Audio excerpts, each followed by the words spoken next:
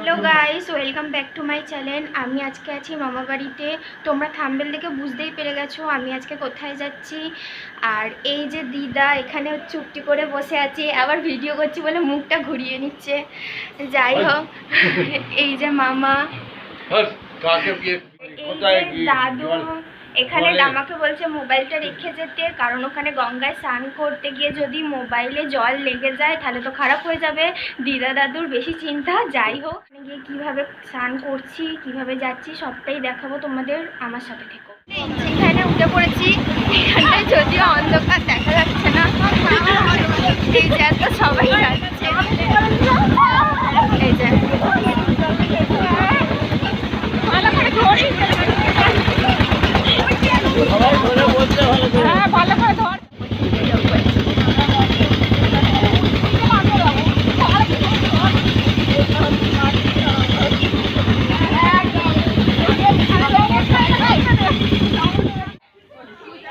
এই যে আমরা সবাই গঙ্গার ঘাটে চলে এসেছি, সামনেই আছে। এবার সবাই কি করে দেখা যাক, আমিও তো করবো স্নান। ঠিক আছে চলো, এসেছি সবাই আস্তে আস্তে ঘাটের দিকে যাচ্ছে, আমিও যাবো।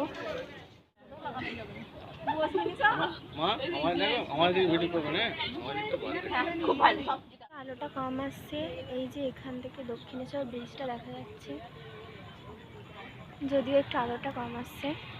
যাই হোক, আর একটা জিনিস দেখবে, এখানে একজন শুয়ে শুয়ে খেলা দেখছে দূরে, আবার সামনে দাঁড়িয়ে পড়েছে। এই যে সিঁড়ির মধ্যে ঠ্যাং দুটোকে তুলে ফোন নিয়ে শুয়ে শুয়ে খেলা দেখছে। ঘরে খেলা দেখার জায়গা নেই। আমার ঘট রেডি, আর ওখানে দুজন দেখতে পাচ্ছ, ওরা সবাই গঙ্গা মাটি তুলতে গেছে ঘটের ওপরে দেবে বলে। এই যে ভাবছে কোনখান থেকে তুলবো। ঘাটে কত ভিড় হয়ে গেছে, যখন এলাম কত ফাঁকা ছিল।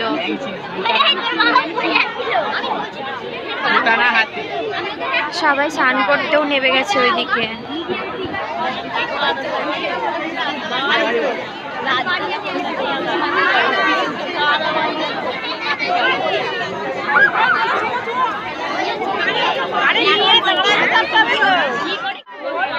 আমাদের সবাই স্নান হয়ে গেছে, জল নিয়ে নিয়েছি, এবার যাচ্ছি।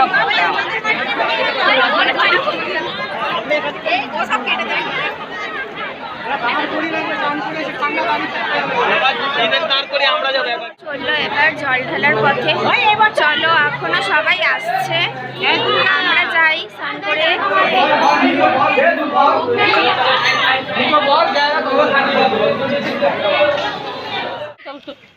মন্দির,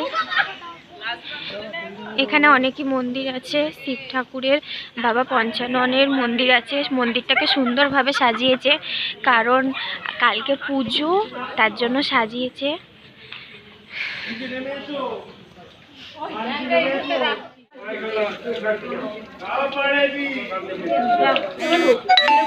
জল ঢালাও কমপ্লিট, এবার বাড়ির দিকে চলে যাবো। এখানে দিদাদেরও জল ঢালা কমপ্লিট, ধূপ মোমবাতিও দেওয়া হয়ে গেছে। Good morning. কালকে ভিডিওটা আমি কন্টিনিউ করে শেষ করতে পারিনি, কারণ কালকে অনেক রাত হয়ে গিয়েছিল।